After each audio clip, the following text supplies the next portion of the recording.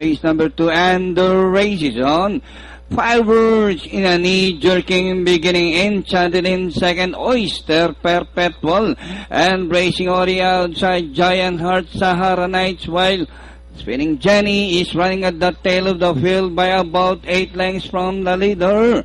Back to the front runner, Fireworks by about 2 lengths, Enchanted in second, and racing in third by about 4 lengths from the leader, Oyster Perpetual, Giant Heart, Sahara Night, Spinning Jenny, and rounding the quarter, Fireworks by only a length and up.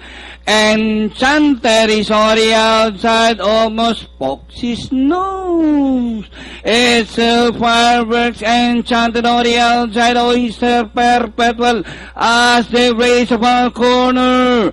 Fireworks, Enchanted is on the outside. Now the course of the win has changed with the outstanding favorite, Enchanted, Fireworks, and moving up by the rally, Sahara Night, Giant Heart, and nearing the finish line, Enchanted, number 4, second, Giant Heart, Sahara Night, Oyster Perpetual, Fireworks, Spinning Jenny, completing race number 2.